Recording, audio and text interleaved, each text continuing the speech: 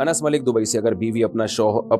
سونا شوہر کو نوکری کے حصول کے لیے اس شرط پر دے کہ نوکری کے بعد آپ مجھے اتنا ہی سونا واپس کرو گے، تو کیا بیوی اس سونے کی زکوٰۃ ادا کرتی رہے گی یا نہیں؟ اور جب شوہر سونا واپس چاہے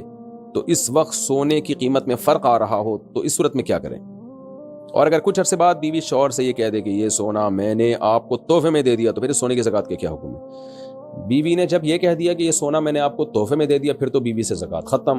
اب بیوی نہیں دے گی، اب شوہر دے گا زکوٰۃ۔ لیکن اگر صرف قرض میں دیا ہے کہ آپ کی جب جاب لگ جائے تو واپس کر دینا، تو پھر یہ قرض ہے۔ تو قرض کا اصول یہی ہے کہ جس کو قرض دیا ہو تو قرض دینے والے پر اس کی زکوٰۃ لازم ہے، ہر سال دے گا، بشرطے کہ قرض واپس ملنے کی امید ہو۔ تو اگر بیوی نے شوہر کو سونا دیا اور بیگم صاحبہ کو یقین ہے کہ میرا میاں بہت اچھا ہے، واپس کر دے گا، تو پھر تو بیوی پر زکوٰۃ لازم ہے۔ اور اگر دینے کے بعد تھوڑے دنوں میں اندازہ ہو گیا بھائی کچھ پتہ نہیں ہے واپس آئیں گے بھی کہ نہیں آئیں گے، تو پھر زکوٰۃ لازم نہیں ہے۔ اور اگر جب واپس مل جائے، یعنی امید تھی کہ نہیں ملے گا، لہذا بیوی نے زکوٰۃ نہیں دی، اب اتفاق سے شوہر نے دے دی، سونا واپس کر دیا، یعنی بیوی کو امید ہی نہیں تھی کہ شوہر سونا واپس کرے گا، تو شریعت کہتی ہے بیوی پر زکوٰۃ لازم نہیں ہے۔ تو کئی سال کے بعد جا کے اتفاق سے شوہر کا دل آ گیا اور اس نے واپس کر دیا،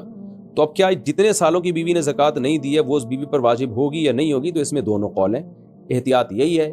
کہ جتنی سالوں کی زکوٰۃ نہیں دی ہے وہ سب دے اب، اور اس کی بھی گنجائش ہے کہ جو زکوٰۃ ایک دفعہ ساقط ہو گئی تو الساقط لا یعود، وہ واپس نہیں لوٹے گی، ہو گیا اس۔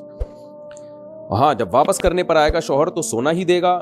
اور اگر سونا کے بجائے میاں بیوی آپس میں میوچل انڈرسٹینڈنگ سے یہ طے کرتے ہیں کہ سونے کی قیمت دے دو، تو پھر اس وقت جو سونے کی قیمت ہوگی واپسی کے وقت وہ قیمت دینی پڑے گی شوہر کو۔